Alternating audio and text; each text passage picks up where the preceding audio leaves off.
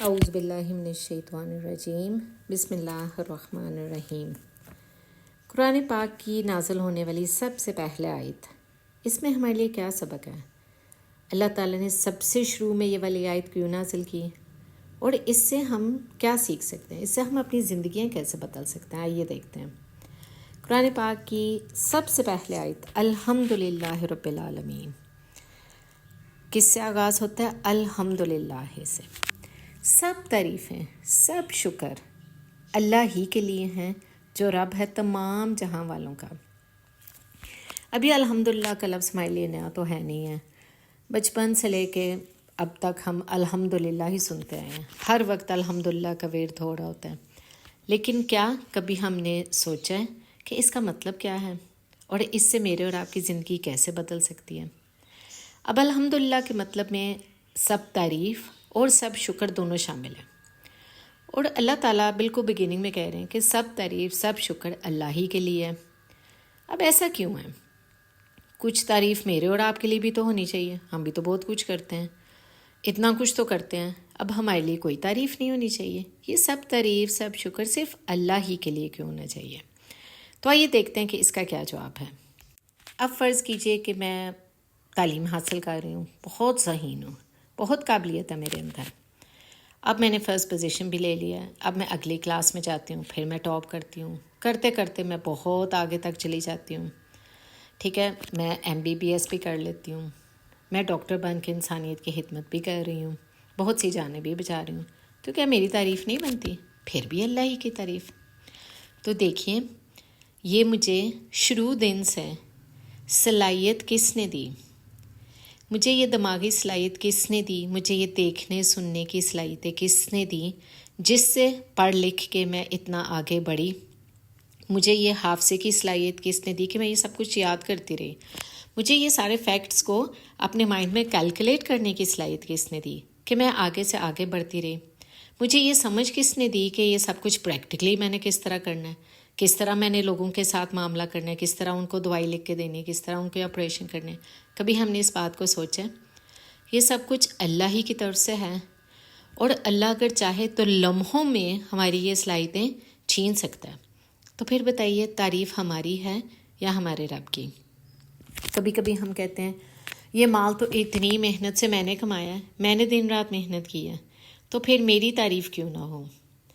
یہ مال جب چاہے اللہ لے کے بھی جا سکتے ہیں، اور پھر وہی بات، وہ ہمت، وہ طاقت، وہ سمجھ اس سارے کاروبار کو چلانے کی، ان سارے معاملات کو کرنے کی، وہ ہر روز اس نئی توانائی کے ساتھ اٹھانے والے کی تعریف ہونی چاہیے کہ میری اور آپ کی ہونی چاہیے؟ غرض کہ at the back of the scene کوئی بھی بات ہوگی جس میں ہمیں لگے گا کہ تعریف ہماری ہونی چاہیے، اگر ہم پیچھے تک جائیں تو وہ سورس اللہ ہی کی ذات ہے، تو پھر تعریف ہماری کیسے ہو سکتی ہے؟ تعریف تو پھر اس رب ہی کی ہونی ہے نا۔ پھر ساتھ ہی بات ہوتی ہے کہ سب شکر اللہ کے لیے، ٹھیک ہے، اب شکر کے حوالے سے بات کرتے ہیں۔ اس رب نے مجھے اور آپ کو اتنا کچھ دیا ہے کہ اگر ہم شکر کرنا چاہیں تو ہم تو شکر ادا کر ہی نہیں سکتے۔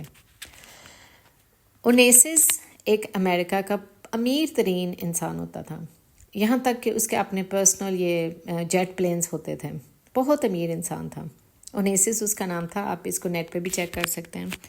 ایک دن کسی نے اس سے انٹرویو کیا کہ آپ کے پاس اتنی دولت ہے، کیا کوئی ایسی خواہش ہے جو آپ کی پوری نہیں ہوئی؟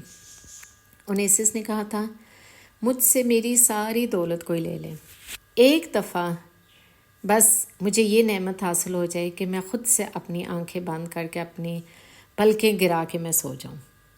پتہ چلا کہ اس کو ایک ایسا پرابلم تھا، ایک ایسی بیماری تھی جس کی وجہ سے وہ اپنی آنکھیں بند کر کے نہیں سو پاتا تھا، اس کو رات کے وقت اپنی آنکھوں پہ ایک مخصوص سا سلوشن ٹائپ لگانا پڑتا تھا، جس کی وجہ سے پھر اس کی آنکھیں بند ہوتی تھیں، وہ قدرتی طور پہ ایسا نہیں کر سکتا تھا۔ تو اس نے یہ کہا تھا کہ مجھ سے میری ساری دولت کوئی لے لے، بس یہ والا کام میں خود سے کر سکوں۔ مجھے بتائیے کہ کیا ہم نے کبھی اس نعمت کا شکر ادا کیا ہے کہ ہم آرام سے اپنی آنکھیں بند کر کے آرام سے خوابوں کی دنیا میں پہنچ جاتے ہیں؟ اور اس سے بڑھ کے اللہ تعالیٰ نے تو ہمیں بہت کچھ دیا ہے، ہمارے اندر جو مشینری کام کری ہم سوچ نہیں سکتے کہ کتنا بڑا پلانٹ اللہ تعالیٰ نے ہمارے اندر لگا دیا ہے، ایک مشینری کا. اور اس کے علاوہ جو اللہ تعالیٰ نے ہمیں نعمتیں دی ہیں، ہم مطلب گننا چاہیں ہماری زندگی گزر جائے گی، ہم ان نعمتوں کو گن نہیں سکیں گے. آپ کبھی جا کے ہاسپٹلس میں بیمار لوگوں کی حالتیں دیکھیں تو انسان کو اس وقت احساس ہوتا ہے یا اللہ تیرا کتنا شکر ہے کہ تو نے مجھے اس چیز سے، اس تکلیف سے، اس دکھ سے، اس بیماری سے مجھے بچایا. اور یہ شکر کا جذبہ تبھی انسان کے اندر پیدا ہوگا جب وہ اپنے سے نچلے والے لوگوں کو دیکھے گا. ہمارا مسئلہ سب سے زیادہ زندگی میں کب ہوتا ہے کہ جب ہم اپنے اوپر والوں کو دیکھتے ہیں، جن کو ہم سے بہت زیادہ بڑھ کے ملا ہے. ہم اپنے نیچے والوں کو نہیں دیکھتے، جس کی وجہ سے ہمارے اندر شکر گزاری کا جذبہ پیدا نہیں ہوتا. حالانکہ اللہ تعالیٰ کا وعدہ ہے قرآن پاک میں کہ میرا شکر ادا کرو میں تمہیں اور زیادہ دوں گا. اور یہ آزما کے دیکھ لیجئے، جس طرح کے حالات ہوں، اچھے ہوں یا برے ہوں، جس انسان کو عادت ہوگی ہر حال میں اللہ تعالیٰ کا شکر کرنے کی، اللہ تعالیٰ اس کو ضرور اپنی نعمتوں سے نوازے گا. اور اللہ کی ذات کو ایک شکر گزار بندہ بہت پسند ہے. مجھے بتائیے، اگر ہم اس دنیا میں کسی کو کچھ دیتے ہیں گفٹ، اور وہ ہمیں آگے سے تھینک یو بھی نہ کہے، کہ ہم دوبارہ اس کو کوئی گفٹ دیں گے؟ کبھی بھی نہیں دیں گے. ہم تو کہیں گے کہ اس نے تو میرا ایک دفعہ تھینک یو تک نہیں کہا. لیکن وہ شخص جو تھینک یو کہے گا، جو اس چیز کو ایکنالج کرے گا کہ ہم نے اس کو کچھ دیا، اس کو تو دوبارہ بار بار دینے کو دل کرے گا کہ اس نے اتنا وہ گریٹیٹیوڈ کا اظہار کیا. تو اللہ کی ذات بھی ایسی ہی ہے. جو اللہ کا شکر ادا کرے گی، اللہ تعالیٰ اس کو بہت محبوب رکھے گا اور اس کو بہت نوازے گا. اللہ تعالیٰ ہمیں شکر کرنے کی توفیق عطا فرمائے. اللہ تعالیٰ ہر دم ہمیں اپنی ذات کی تعریف کرنے والا بنائے. اور اللہ تعالیٰ یہ جو ہم اپنی ہی تعریف کرتے رہتے ہیں، ہماری کس طرف سے ذرا ہٹے تو ہمیں پتہ چلے کہ ہر نعمت، ہر بلیسنگ، ہر کوالٹی، ہر چیز تو اللہ نے ہمیں دی ہے. وہ اگر نہ دیتا تو ہم تو کچھ بھی کرنے والے نہیں ہیں. ٹھیک ہے، تو اللہ تعالیٰ قرآن پاک کا فہم ہمیں عطا کرے، اور اتنے خوبصورت انداز سے جس طرح اللہ تعالیٰ نے قرآن پاک کا آغاز کیا، اللہ تعالیٰ اس الحمدللہ کو ہماری زندگیوں کی باغ و بہار بنا دے، ہمارے دلوں کے اندر اس الحمدللہ کو اتار دے کہ ہم صحیح معنوں میں اللہ کی تعریف کرنے والے بن جائیں، اللہ تعالیٰ کے شکر گزار بندے بن جائیں.